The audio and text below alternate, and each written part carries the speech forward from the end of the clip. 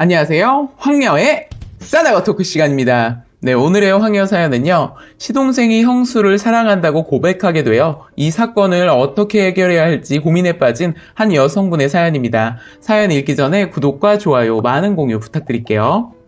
저는 남편과 2년 반 정도 연애 끝에 결혼했고 결혼한 지 5월이면 1년이 됩니다. 요즘은 하루하루 어찌 보내는지 모르겠고 잠도 못 자서 말이 아닙니다. 저희 둘 다 평범한 외모에 평범한 직장에 별반 특이할 거 없는 사람들이었고 그래서 결혼 생활도 평범했는지 모릅니다. 우리 부부에서는 아무런 문제가 없지만 여기서 문제는 시동생입니다. 남편과 제가 연애하는 기간 동안 남들처럼 친구들과 함께 만나기도 했고 동생과 친구처럼 지내는 남편 덕에 시동생과도 같이 만나 밥도 먹고 영화도 보고 또 시간이 되면 시동생과 시동생 여자친구 넷이서 야외로 놀러도 갔었습니다. 시동생은 여자친구를 정식적으로 사귀게 되면 오래 못 가고 헤어지는 편이었죠. 자주 바뀌는 여자친구 그 사람 사생활이고 아직 결혼도 안 한 상태라 그냥 대수롭게 생각하지 않고 자꾸 바뀌어서 나오는 여자친구 그러려니 생각했습니다. 하지만 매번 바뀌는 여자친구에게 시동생이 꼭 하는 말이 있었습니다.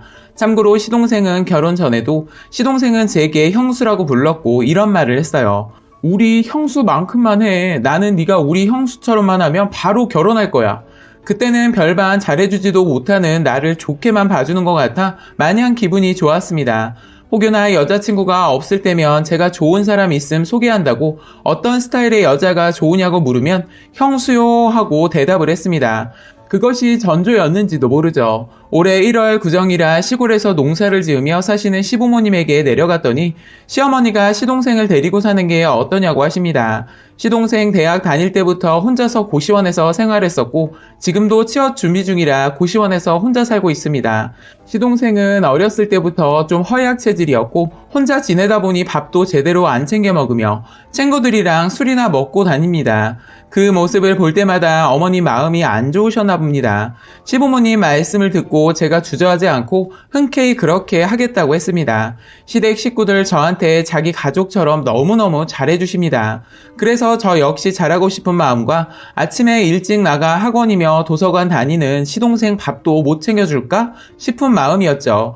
그리고 아마 제 친동생이었으면 내가 먼저 데리고 살자고 했을 겁니다. 저로서는 먼저 그러지 못한 죄송한 마음이었고 이런저런 마음으로 같이 살기로 결정했습니다. 2월 초에 시동생이 짐 몇 개 들고 우리 집으로 들어왔고 그리고 별 어려움 없이 평범한 하루하루를 지냈습니다. 그리고 한 달 전이나 됐을까 잠결에 문 따고 들어오는 소리를 듣고 도련님이 왔나보다 하고 피곤해서 계속 잤습니다. 그런데 갑자기 시동생이 안방문을 막 두드리며 남편과 저를 깨우는 겁니다. 일어나 시계를 보니 늦은 새벽 3시 20분이었고 밖으로 나가보니 시동생이 술에 만땅 꼬라서 흐리멍텅한 눈으로 울고 있더군요. 남편이 깜짝 놀라 무슨 일이냐고 묻자 시동생이 가슴이 아프답니다. 사랑하는 여자가 있는데 그 여자 때문에 너무 가슴이 아프다고. 술주정이려니 하고 저는 그냥 들어가자고 남편은 시동생과 잠깐 얘기를 하더군요. 다음날 아침 같이 출근하며 차 안에서 남편에게 도련이 왜 그러냐고 물었더니 사랑하는 여자가 있는데 말도 못하고 그 여자 때문에 공부도 손에 안 잡히네 어쩌네 했답니다. 저는 그 바람둥이 이제 정말 진정한 사랑을 찾았나? 그러고 말았습니다. 그런 후 가끔 시동생한테 아직도 그 여자한테 고백 못했어요? 하면서 놀림 반 걱정 반으로 묻곤 했죠. 그럴 때마다 시동생은 그냥 고개만 끄덕거리고 말하길래 참 어렵네 라고 했고요. 그런데 그저께 사건이 터졌습니다. 신랑이 회식이 있다고 해서 제가 혼자 밥 먹으려고 밥상을 차리고 있는데 남대없이 시동생이 들어오더라고요. 보통 밤 10시가 넘어 들어오는데 그날은 공부가 안 돼 일찍 자려고 들어왔답니다. 제가 혼자 밥 안 먹어도 되겠다 싶고 순간 반가워서 시동생 좋아하는 미역국도 끓이고 반찬도 몇 개 더해서 밥상을 차려 시동생과 같이 식탁에 앉아 저녁을 먹었습니다. 한참 밥 먹던 시동생이 소주 한 잔 마시고 싶다며 냉장고에서 소주 한 병을 꺼내옵니다. 남편이랑 저랑 둘 다 술을 좋아하는 편이어서 냉장고엔 항상 소주와 맥주가 있었죠. 그렇게 시동생과 같이 앉아 소주 한 잔 했습니다. 술을 좋아는 하지만 잘 마시지는 못하는 저는 한 잔을 꺾어 마시는 사이 시동생은 남은 한 병을 다 비우고 다시 한 병을 가져오더군요. 너무 과한 거 아니냐는 제 말에 시동생은 오늘 취하고 싶다고 합니다. 공부하느라 받은 스트레스도 장난 아닐 것 같아 그냥 마시고 푹 쉬라고 냅뒀습니다. 그 사이 제가 밥을 다 먹고 녹차를 한 잔 타서 다시 시동생 앞에 앉았습니다. 시동생이 저를 빤히 바라보더니 말을 하더군요. 좋아하는 여자가, 사랑하는 여자가 자기를 너무 힘들게 한다네요. 그래서 위로랍시고 몇 마디 하고 있는데 시동생이 드디어 저를 깜짝 놀라게 합니다. 그 사랑하는 여자가 저라고 하였고 처음엔 시동생이 농담하는 줄 알았습니다. 워낙 술이 센 사람이라 취한 것 같지는 않았는데 내가 너무 심각하게 얘기하니 분위기 바꾸려고 제게 농담하는 줄 알았습니다. 근데 농담 아니라고 하였고 얼마 마시지도 않았는데 도련님 취했네 라고 했더니 아니랍니다. 순간 머릿속이 너무 하얘져서 뭐라고 말도 못했습니다. 자꾸 나를 볼 때마다 끌리고 좋더랍니다. 처음엔 그냥 마음에 드는 형의 애인이었지만 그런데 어느 순간부터 제가 자꾸 생각이 나더랍니다. 보고 싶고 만나고 싶고 어떨 땐 형이랑 헤어졌으면 좋겠다는 생각까지 했답니다. 우리가 헤어지지 않고 결혼하던 날 그 전날 술 엄청 먹었다고 말하네요. 어쩐지 결혼식장에 나타난 그 모습이 술이 완전 덜 깬 모습이었던 걸로 기억합니다. 정말 뭐라고 말을 해야 할지 몰랐습니다. 아유, 우리 도련님 술 많이 취했네. 농담이죠? 라고만 했을 뿐 더 이상 어떤 말을 해야 될지 너무나도 난감했습니다. 어떻게 식탁을 치우고 설거지를 하고 방에 들어와 누웠는지 기억이 없습니다. 그냥 그대로 식탁에 앉아있는 시동생을 놔두고 문을 쾅 닫고 방으로 들어왔습니다.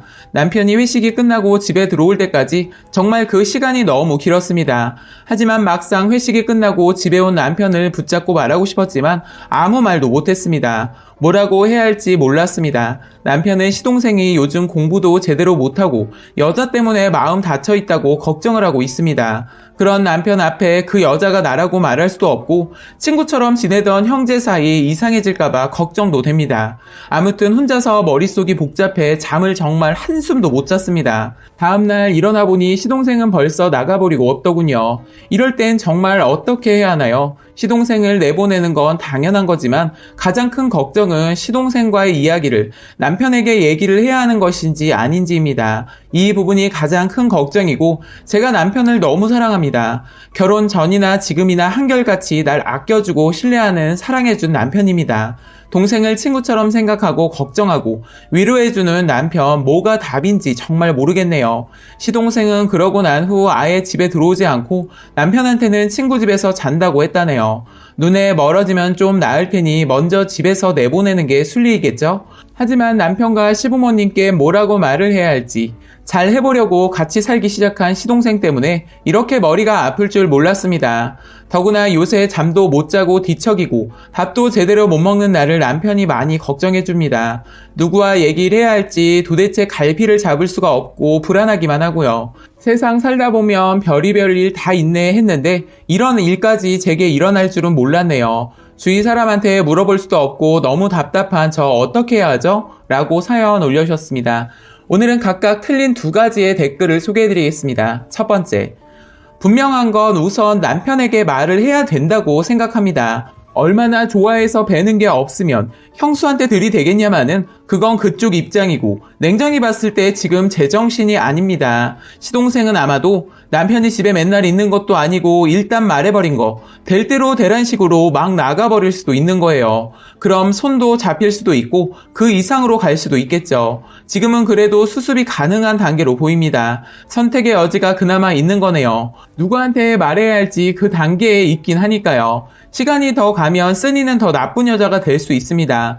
우리는 정말 모르는 타인이니까 이렇게 생각하지만 보통 시어머니나 시댁 쪽, 특히 웃 어른들 사고방식은 절대 그렇지 않습니다. 게다가 팔은 정말 안으로 굽습니다. 누구 하나 만약 여기서 더 시동생이 들이댔을 때 쓰니가 그동안 정말 힘들었겠구나 생각하는 사람 별로 없습니다. 거의 없다고 봐야죠. 남편과 사랑이 잘 쌓여져 있을 때 무조건 지금 말하세요. 본인은 가정을 지킨다고 하는데 님과 남편의 인생이 망가질 수 있습니다. 두 번째, 남편과 시동생에게 결국 상처가 될 것이니 남편한테 말하지 말길 바랍니다.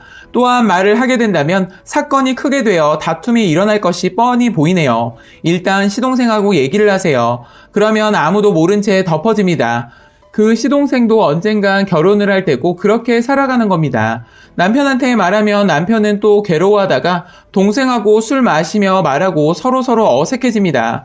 남편분이 쓴이 대하기도 어려울 거고요. 부부 관계도 아마도 예전 같지 않을 겁니다. 부모님 귀에까지 들어가면 집 전체가 이상해질 겁니다. 시동생에게 잘 토닥이면서 칼로 자르듯 말하세요. 전 남편을 사랑하고 도련님은 좋은 시동생으로 남았으면 좋겠다고 말이죠.